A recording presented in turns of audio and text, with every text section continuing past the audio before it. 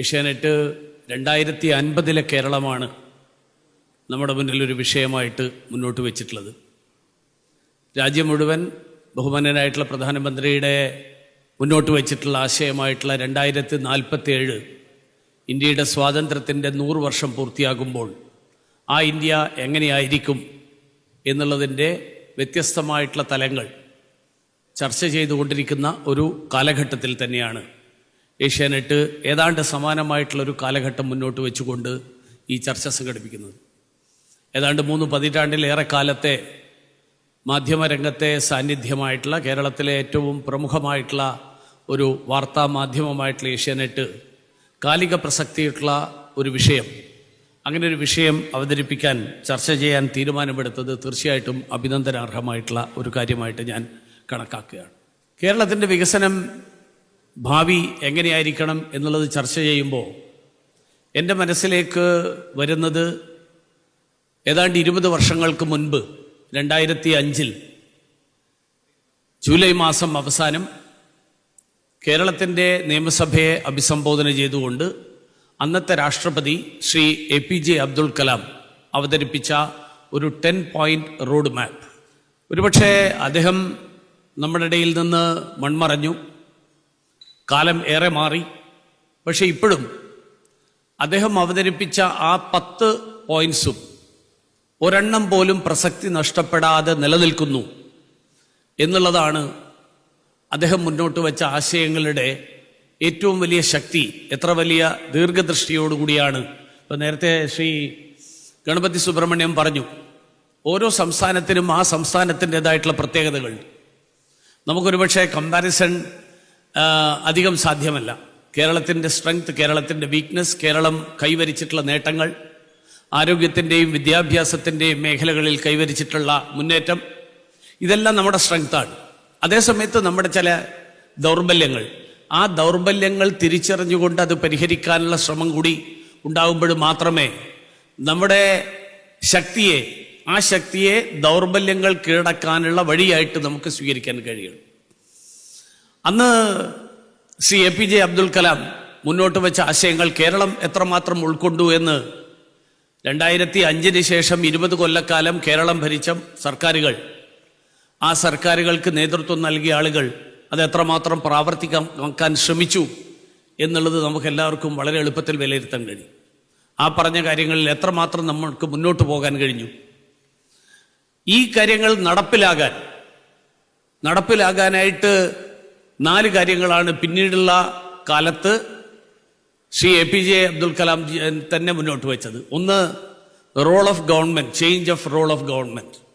ഇപ്പോൾ ശ്രീ രമേശ് ചെന്നിത്തല സൂചിപ്പിച്ചു, government as a facilitator, leveraging technology, decentralisation of power, ഇങ്ങനെയുള്ള വിഷയങ്ങൾ, ആ വിഷയങ്ങളെ ആസ്പദമാക്കിക്കൊണ്ട്, അതുപോലെ പ്രോസസ്സസ്, അതും ശ്രീ രമേശ് ചെന്നിത്തല സൂചിപ്പിച്ചു.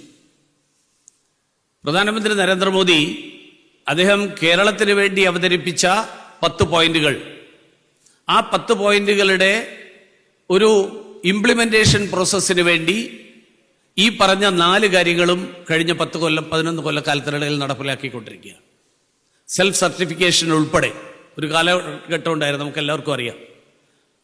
അപേക്ഷിക്കുന്ന എല്ലാ ജോലിക്ക് അപേക്ഷ തൊട്ട്, ഞാൻ കോളേജിൽ വിദ്യാഭ്യാസം SSLC പാസ്സായി 10ാം ക്ലാസ് പാസ്സായിട്ട് കോളേജിൽ അപേക്ഷിക്കാൻ ചെല്ലുമ്പോൾ ഗസറ്റഡ് ഓഫീസർ സർട്ടിഫൈ ചെയ്യണം, എൻ്റെ മാർക്ക് ലിസ്റ്റിൽ പറഞ്ഞത് തന്നെയാണ് ഞാൻ ഫോമിൽ എഴുതിയിരിക്കുന്നത് എന്ന്. അങ്ങനെ ഒരു കാലഘട്ടം ഉണ്ടായിരുന്നു.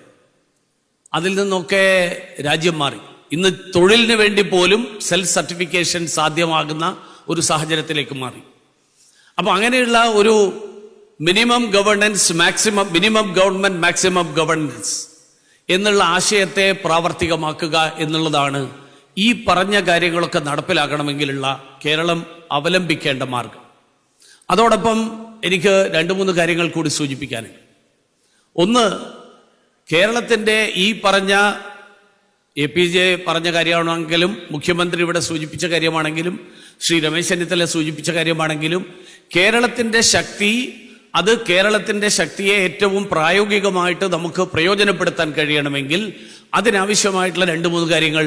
ഒന്ന്, ഏറ്റവും പ്രധാനം ഇൻഫ്രാസ്ട്രക്ചർ ഡെവലപ്മെന്റ്. ആ ഇൻഫ്രാസ്ട്രക്ചർ ഡെവലപ്മെന്റിന്റെ കാര്യത്തിൽ അതിൽ നമ്മൾ എവിടെ നിൽക്കുന്നു എന്നുള്ളത് നമുക്ക് എല്ലാവർക്കും അറിയാം. നമ്മൾ മുഖ്യമന്ത്രി പലപ്പോഴും കഴിഞ്ഞ 10 വർഷക്കാലത്തെ അതിനു മുമ്പുള്ള കാലഘട്ടവുമായിട്ടാണ് താരതമ്യം ചെയ്യുന്നത്. ഞാൻ താരതമ്യം ചെയ്യാൻ ആഗ്രഹിക്കുന്നത് മറ്റ് നമുക്ക് ചുറ്റുമുള്ള ലോകം മാറുന്ന വേഗതയുമായിട്ട് നമ്മൾ താരതമ്യം ചെയ്യണം.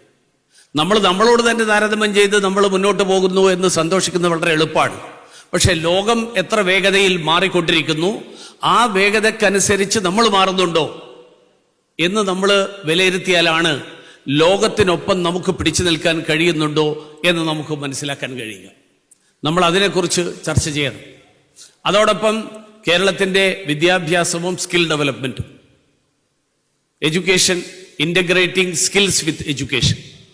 കാരണം ഇന്നത്തെ കാലഘട്ടത്തിൽ കേരളത്തിലെ കോളേജുകളിൽ വിദ്യാർത്ഥികൾ അപ്രത്യക്ഷമായിക്കൊണ്ടിരിക്കുകയാണ്. ഈ വർഷം മാത്തമാറ്റിക്സിന് 2-3 വിദ്യാർത്ഥികൾ മാത്രം BSc മാത്തമാറ്റിക്സിന് ചേർന്നിട്ടുള്ള നിരവധി കോളേജുകൾ കേരളത്തിലുണ്ട്. കേരളത്തിലെ എഞ്ചിനീയറിംഗ് കോളേജുകളിൽ 50,000-ത്തിലധികം സീറ്റുകൾ ഒഴിഞ്ഞു കിടക്കുകയാണ്. അതേസമയത്ത് 40,000 വിദ്യാർത്ഥികൾ കേരളത്തിന് പുറത്തു പോയിട്ട് എഞ്ചിനീയറിംഗ് പഠിക്കുന്നു. കേരളത്തിലെ എഞ്ചിനീയറിംഗ് കോളേജുകളിൽ പകുതിയോളം ഏതാണ്ട് പൂട്ടേണ്ട അവസ്ഥയിലേക്ക് പോവുകയാണ്. അതുണ്ടാക്കുന്ന വലിയ സാമ്പത്തിക പ്രതിസന്ധി, കുട്ടികളില്ല എന്നുള്ളത് മാത്രമല്ല, അധ്യാപകരുടെ ശമ്പളം കൊടുക്കുന്നത് പ്രശ്നവും, അത് തുടങ്ങാൻ വേണ്ടിയിട്ട് ഇൻവെസ്റ്റ് ചെയ്തിട്ടുള്ള പണം തിരിച്ചടക്കാൻ വയ്യാത്ത പ്രശ്നം ഉണ്ടാവും, അതുണ്ടാക്കുന്ന സൈക്കോളജിക്കൽ പ്രോബ്ലംസ് ഉണ്ടാവും. കാരണം എഞ്ചിനീയറിംഗ് കോളേജിലെ അധ്യാപകൻ എന്ന് പറഞ്ഞിട്ട് കല്യാണം കഴിച്ചിട്ടുള്ള ഭർത്താവ് കുറച്ച് കഴിയുമ്പോൾ പൂട്ടിപ്പോയ എഞ്ചിനീയറിംഗ് കോളേജിലെ മുൻ അധ്യാപകനായിട്ട് നിൽക്കുമ്പോൾ അതുണ്ടാക്കുന്ന കുടുംബങ്ങളിൽ ഉണ്ടാകുന്ന ശൈഥില്യം ഉൾപ്പെടെ ഉണ്ടാക്കുന്ന വലിയ മാറ്റം, വലിയ പ്രശ്നങ്ങൾ.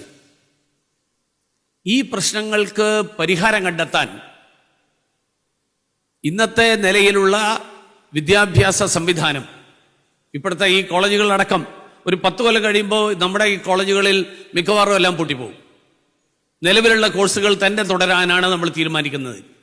ലോകം മാറുന്നതിനനുസരിച്ചിട്ടുള്ള പുതിയ കോഴ്സുകൾ, പുതിയ അവസരങ്ങൾ, അത് ഉൾക്കൊള്ളാനുള്ള മാനസികാവസ്ഥ. കേരളം ഇപ്പോഴും ദേശീയ വിദ്യാഭ്യാസ നയം നടപ്പിലാക്കണമെന്ന് പറയുമ്പോൾ അത് കാവ്യവൽക്കരണമാണ് എന്ന് പറഞ്ഞ് അതിനോട് പുറംതിരിഞ്ഞു നിൽക്കുന്ന സമീപനമാണ്. PM ശ്രീ പദ്ധതിയിൽ എന്ത് കാവ്യവൽക്കരണമാണ് ഉള്ളത് എന്ന് കർണാടകത്തിൽ പ്രതിപക്ഷ പാർട്ടി തന്നെ ഭരിക്കുന്ന കർണാടകത്തിൽ നടപ്പിലാക്കുന്ന ആളുകൾക്ക് അതിനെക്കുറിച്ച് സംശയമില്ല. പക്ഷെ കേരളത്തിൽ PM ശ്രീ പദ്ധതി വരുമ്പോൾ അത് കാവ്യവൽക്കരണമാണ്. കേരളത്തിൻ്റെ മാറ്റത്തിന്, രാജ്യത്തിൻ്റെ മുഴുവനുള്ള പുരോഗതിയോടൊപ്പം കേരളത്തിന് മുന്നോട്ട് പോകണമെങ്കിൽ ലോകം മാറുന്നതിനനുസരിച്ച് നമ്മൾ മാറാൻ കഴിയണം. മുഖ്യമന്ത്രി പറഞ്ഞു കേരളത്തിൻ്റെ ജനസംഖ്യയുടെ ശതമാനമൊക്കെ. ഞാനൊരു താരതമ്യം നടത്തി നോക്കി. ലോക്സഭയിലെ അംഗങ്ങളുടെ എണ്ണം നോക്കിയിട്ടാണ് ഞാൻ ആദ്യം സംസ്ഥാനങ്ങളെ എടുത്തത്. ഒറീസയും ആസാമും. ഒറീസയിൽ 21 പാർലമെന്റ് അംഗങ്ങൾ, ആസാമിൽ 14 പാർലമെന്റ് അംഗങ്ങളെ ഉള്ളൂ. എങ്കിലും ആസാമിലെ ജനസംഖ്യ കേരളത്തിന് സമാനമായിട്ടുള്ള ഒരു 20 ലക്ഷത്തിന്റെ വ്യത്യാസമുണ്ട്. കേരളത്തെക്കാൾ 20 ലക്ഷം കുറവാണ്. പക്ഷേ കഴിഞ്ഞ 10 കൊല്ലക്കാലത്തിനിടയിൽ കേരളത്തിന്റെ ബജറ്റിന്റെ വോള്യത്തിലുണ്ടായിട്ടുള്ള വർധനവ് ആസാമിന്റെയും ഒറീസയുടെയും ബജറ്റിന്റെ വോള്യത്തിലുണ്ടായിട്ടുള്ള വർധനവ് നമ്മുടേത് കഷ്ടിച്ച് 1.4 1.2 നിന്നോ 2 lakhs വരെ എത്തി. കഴിഞ്ഞ വർഷം ഒരു 67% വർധനവ്. മറ്റ് സംസ്ഥാനങ്ങൾ ഇരട്ടിയോ ഇരട്ടിയിലധികമോ ആയിട്ട് അവിടുത്തെ വളർച്ചയുണ്ടാവുകയാണ്. നമ്മുടെ ക്യാപിറ്റൽ എക്സ്പെൻഡിച്ചർ, കാപ്പെക്സ് ആണ് ഇന്ന് രാജ്യത്തിന്റെ പുരോഗതിയെ നിർണ്ണയിക്കുന്ന ഏറ്റവും പ്രധാനപ്പെട്ട ഘടകം. ഈ ബജറ്റിൽ ഉൾപ്പെടെ 12 ലക്ഷം കോടി രൂപയാണ് കാപ്പെക്സ് ആയിട്ട് കേന്ദ്ര ഗവൺമെന്റ് വെച്ചിരിക്കുന്നത്. കഴിഞ്ഞ 5 വർഷമായിട്ട് ഈ കാപ്പെക്സിലുള്ള വർധനവാണ് പ്രധാനമന്ത്രി നരേന്ദ്രമോദി മുന്നോട്ട് വെക്കുന്ന, അല്ലെങ്കിൽ ധനകാര്യമന്ത്രി ശ്രീമതി നിർമ്മല സീതാരാമൻ മുന്നോട്ട് വെക്കുന്ന ബജറ്റിൽ, ആ ബജറ്റിലെ ഏറ്റവും പ്രധാനപ്പെട്ട ആംഗിൾ. ആ കാപ്പെക്സ് കേന്ദ്ര ബജറ്റിന്റെ മാത്രമല്ല, അത് സംസ്ഥാനങ്ങൾക്ക് ഉപയോഗിക്കാൻ കഴിയുന്ന തരത്തിൽ സംസ്ഥാനങ്ങൾക്ക് 50 വർഷത്തെ സമയപരിധി നൽകിക്കൊണ്ട് 0 ഇൻട്രസ്റ്റ് കണക്കാക്കിക്കൊണ്ടുള്ള ലോൺ നൽകാൻ, അതിനുള്ള സംവിധാനം അടക്കം, ഈ അതിനു വേണ്ടിയിട്ടുള്ള ഫണ്ടിങ്ങിന്റെ പ്രൊവിഷൻ അടക്കം വെച്ചുകൊണ്ടാണ് ബജറ്റ് തയ്യാറാക്കുന്നത്. നമ്മുടെ കാപ്പെക്സ് ഗ്രോത്ത് വളരെ മിനിമമാണ്. നമ്മുടെ കാപ്പെക്സിന്റെ ശതമാനം തന്നെ വളരെ കുറവാണ്. ആ കാപ്പെക്സിന്റെ ഗ്രോത്തിന്റെ പെർസെൻറ്റേജ് ഒരു ഡിക്കേഡൽ ഗ്രോത്തിന് നമ്മൾ എടുത്ത് നോക്കിക്കഴിഞ്ഞാൽ വളരെ വളരെ മിനിമമാണ്. മറ്റ് സംസ്ഥാനങ്ങൾ 3 ഇരട്ടിയും 4 ഇരട്ടിയും ഒക്കെ ആയിട്ട് കാപ്പെക്സ് വർദ്ധിപ്പിക്കുമ്പോൾ നമ്മുടേത് 8%, 10%, 15% വരെയാണ് നമ്മുടെ ഗ്രോത്ത്. എങ്ങനെ നമ്മുടെ സംസ്ഥാനത്തിന് മുന്നോട്ട് പോകാൻ കഴിയും? മറ്റ് സംസ്ഥാനങ്ങൾ വളരെ ദ്രുതഗതിയിൽ മുന്നോട്ട് പോകുമ്പോൾ അതിനോടൊപ്പം എങ്കിലും നമ്മൾ ഓടിയെത്തണമെങ്കിൽ ഈ മേഖലകളിൽ നമ്മൾ ശ്രദ്ധ നൽകേണ്ടതല്ലേ? കേന്ദ്ര സർക്കാർ നടപ്പിലാക്കുന്ന നിരവധി പദ്ധതികൾ, ആ പദ്ധതികളെ നമുക്ക് അനുയോജ്യമായിട്ടുള്ള രീതിയിൽ നമ്മൾ മാറ്റണം തീർച്ചയായിട്ടും. ഉദാഹരണത്തിന് 1 ഡിസ്ട്രിക്ട് 1 പ്രൊഡക്റ്റ് കേന്ദ്ര സർക്കാർ നടപ്പിലാക്കുന്ന ഒരു എംബിഷ്യസ് പ്രൊഡക്റ്റാണ്.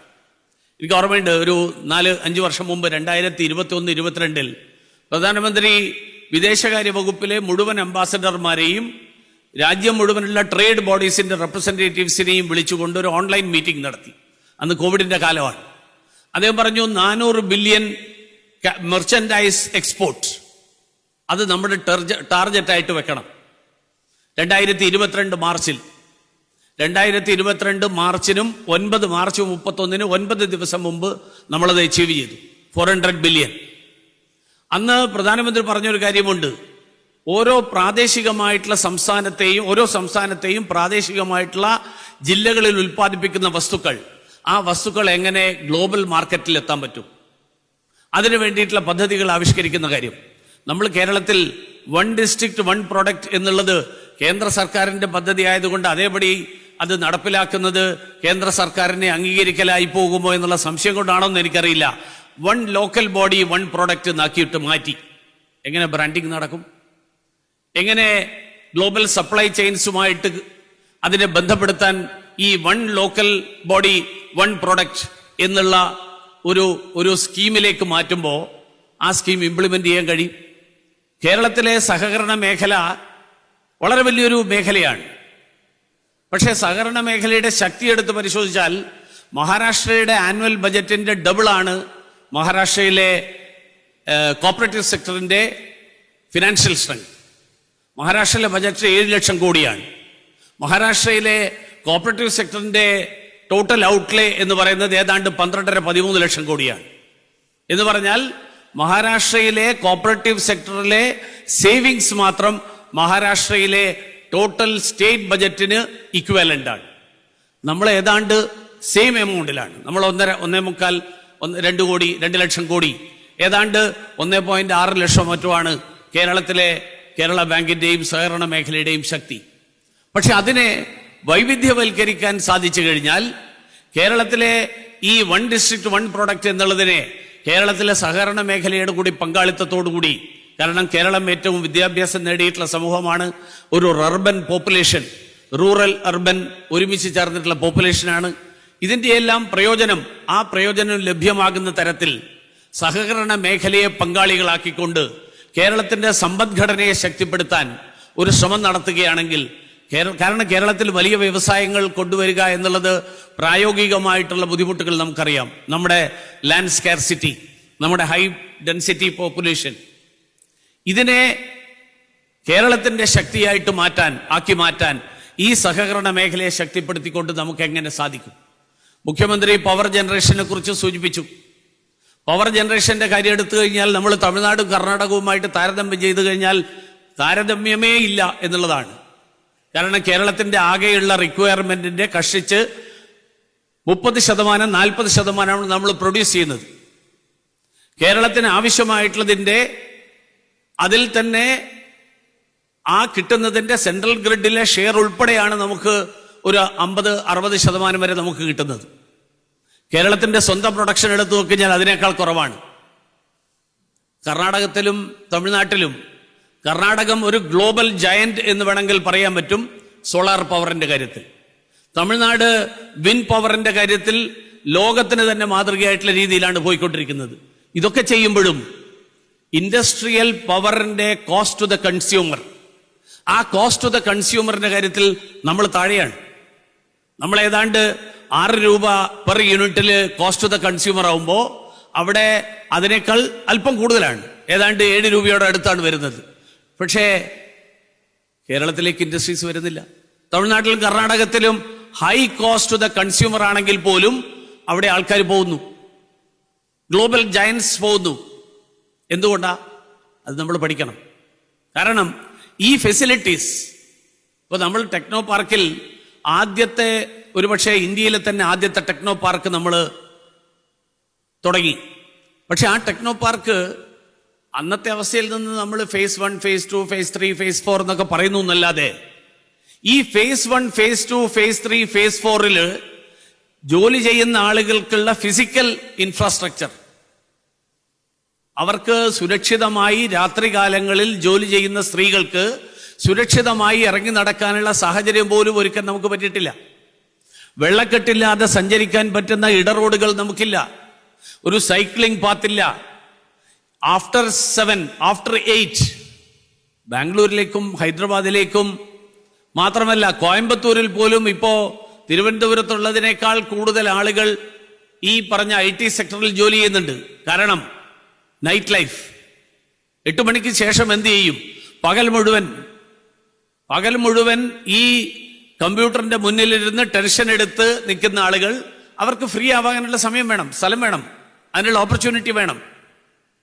അങ്ങനെയുള്ള കാര്യങ്ങൾ കഴക്കൂട്ടത്തും പരിസരത്തും ഒന്നുമില്ല. നമ്മൾ ഈ കമ്പാർട്ട്മെന്റലൈസ്ഡ് ആയിട്ട് ഫേസ് 1, ഫേസ് 2, ഫേസ് 3, ഫേസ് 4 തുടങ്ങിയിരിക്കുകയാണ്. ഫേസ് 1 തുടങ്ങിയിട്ടുള്ളൊരു സ്ഥാപനം അവരുടെ എക്സ്പെൻസ് ഫേസ് 4 നിർത്തി കഴിഞ്ഞാൽ ഇവിടുന്ന് അവിടെ എത്തണമെങ്കിൽ 3/4 മണിക്കൂർ എടുക്കും. നമ്മൾ അതനുസരിച്ചിട്ടുള്ള ഇൻഫ്രാസ്ട്രക്ചർ ഡെവലപ്പ് ചെയ്തിട്ടില്ല. അപ്പൊ ഈ തരത്തിൽ ഗ്ലോബൽ ചേഞ്ച്, അതിനനുസരിച്ച് ലോകത്ത് വന്നുകൊണ്ടിരിക്കുന്ന മാറ്റങ്ങൾ, ആ മാറ്റങ്ങൾക്കനുസരിച്ച് നമ്മൾ മാറാൻ നമുക്ക് എങ്ങനെ സാധിക്കും എന്നുള്ളതും അതിനു വേണ്ടിയിട്ടുള്ള റോഡ് മാപ്പുമാണ് കേരളം 2050 ആകുമ്പോൾ ഈ തരത്തിൽ റോഡ് മാപ്പ്. എൻ്റെ അഭിപ്രായത്തിൽ ശ്രീ APJ മുന്നോട്ട് വെച്ച റോഡ് മാപ്പ് ഇപ്പൊ പ്രസക്തമായതുപോലെ തന്നെ 25 കൊല്ലം കഴിഞ്ഞാലും പ്രസക്തമാകും. ആയുർവേദത്തിന്റെ കാര്യത്തിൽ ഇപ്പോഴും നമ്മൾ വളരെ ശിശുക്കളാണ്.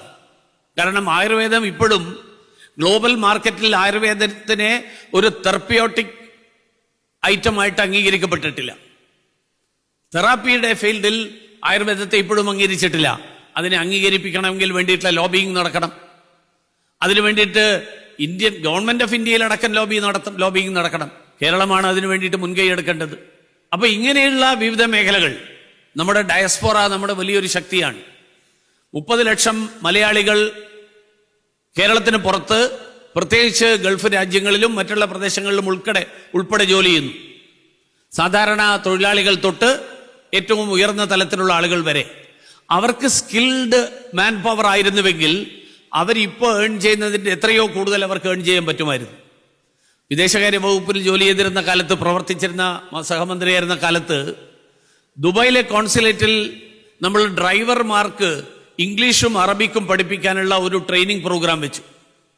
കാരണം മലയാളം മാത്രം അറിയുന്ന, ഹിന്ദി മാത്രം അറിയുന്ന ആളുകളായിട്ട് ഇവിടുന്ന് പോകുന്ന ആളുകൾ അറബിക്കും ഇംഗ്ലീഷും കൈകാര്യം ചെയ്യുന്ന ആളുകളായിട്ട് അവിടെ മാറുമ്പോൾ അവർക്ക് ഉണ്ടായിട്ടുള്ള വരുമാനത്തിനുണ്ടായിട്ടുള്ള വർധനവ്, ആ വർധനവ് എത്രയോ വലുതാണ്. പലപ്പോഴും നമ്മൾ ആശങ്കപ്പെടാറുണ്ട് നമ്മുടെ ബ്രെയിൻ ഡ്രെയിൻ എന്നൊക്കെ പറഞ്ഞുകൊണ്ട്. ഇന്നത്തെ ഗ്ലോബലൈസ്ഡ് സൊസൈറ്റിയിൽ വാസ്തവത്തിൽ നമ്മൾ ബ്രെയിൻ ഡ്രെയിൻ എന്ന് പറയുന്നത് ശരിയാണോ എന്നുള്ള പോലും എനിക്ക് പലപ്പോഴും തോന്നിയിട്ടുണ്ട്.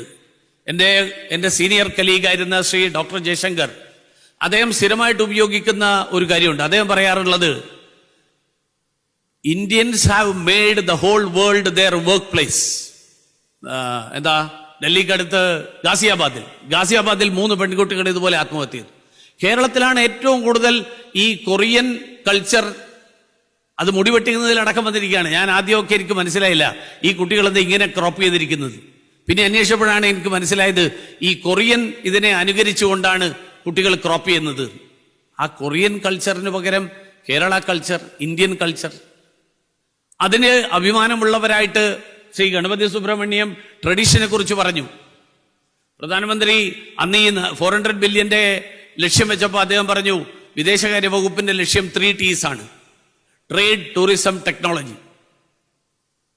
അതോടൊപ്പം ട്രഡീഷൻ.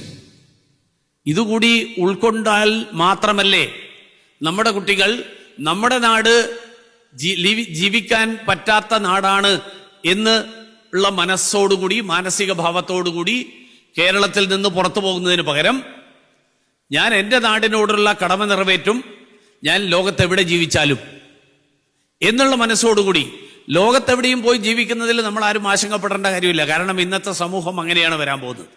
എല്ലാവരും നമ്മുടെ നാട്ടിൽ തന്നെ, എൻ്റെ പട്ടണത്തിൽ തന്നെ, എൻ്റെ ഗ്രാമത്തിൽ തന്നെ എല്ലാവരും ജീവിക്കണം, അവിടെ തന്നെ തൊഴിലെടുക്കണം എന്ന് പ്രതീക്ഷിക്കാൻ സാധ്യമല്ല. കാരണം ഇൻഫ്രാസ്ട്രക്ചർ വളരുന്നു. ഇന്ന് 3 മണിക്കൂർ കൊണ്ട് ദുബൈയിൽ പോകാം, തിരിച്ചു വരാം, മിഡിൽ ഈസ്റ്റിൽ പോകാം. ജപ്പാന്റെ ഉദാഹരണം, ഞാൻ ജപ്പാനിൽ പോയപ്പോൾ ജെറിയാട്രിക് സൊസൈറ്റി ആയിട്ട് മാറിക്കൊണ്ടിരിക്കുകയാണ് ജപ്പാൻ. പക്ഷേ ജാപ്പനീസ് ഭാഷ പഠിക്കുന്ന മലയാളികൾ എത്ര കുറവാണ്. ജർമ്മൻ പഠിക്കുന്നുണ്ട്, നല്ലതാണെന്നാണ് എൻ്റെ അഭിപ്രായം. പല ഡെൻമാർക്ക് ഉൾപ്പെടെ, ഇന്തോനേഷ്യ ഉൾപ്പെടെയുള്ള ഷിപ്പ് ബിൽഡിംഗ് ഇൻഡസ്ട്രിയുള്ള സ്ഥലങ്ങളിൽ, കേരളത്തിലെ കൊച്ചിൻ ഷിപ്പ്യാർഡിൽ ഷിപ്പ്യാർഡിൽ പ്രവർത്തിച്ചിട്ടുള്ള ആളുകൾക്ക് തൊഴിലവസരങ്ങളുണ്ട്. പക്ഷെ നമ്മുടെ കുട്ടികളെ നമ്മൾ പ്രോത്സാഹിപ്പിക്കുന്നത് ഇന്റേണായിട്ട് ചേർന്നതിന്, അപ്രന്റീസായിട്ട് ചേർന്നതിന് ശേഷം അവിടെ തന്നെ ഒരു ജോലി കിട്ടുമോ എന്ന് നോക്കാനാണ്. അപ്പൊ കേരളത്തിന്റെ എക്കോണമി, കേരളത്തിന്റെ കമ്മ്യൂണിറ്റി, അതിനെ കോൺട്രിബ്യൂട്ട് ചെയ്യുന്ന തരത്തിൽ ഒരു ഗ്ലോബൽ സിറ്റിസൺ ആയിട്ട് മലയാളിയെ നമ്മൾ എത്ര റെസ്ട്രിക്ട് ചെയ്ത് കഴിഞ്ഞാലും മലയാളി ഗ്ലോബൽ സിറ്റിസൺ ആവും. പക്ഷേ മലയാളിയെ കേരളത്തിന്റെ വേരുകളുമായിട്ട് ബന്ധപ്പെടുത്തിക്കൊണ്ട് ഒരു ആഗോള പൗരനായിട്ട് മലയാളി വളർന്നു വരാൻ അതിനുള്ള ആ ശ്രമം സർക്കാരിന് മാത്രം ചെയ്യേണ്ടതല്ല, അത് സമൂഹത്തിന്റെ കൂടി ശ്രമത്തിന്റെ ഭാഗമായിട്ട് നടക്കേണ്ടതാണ്. പക്ഷേ അതിൽ സർക്കാരിനും കോൺട്രിബ്യൂട്ട് ചെയ്യാനുണ്ട്.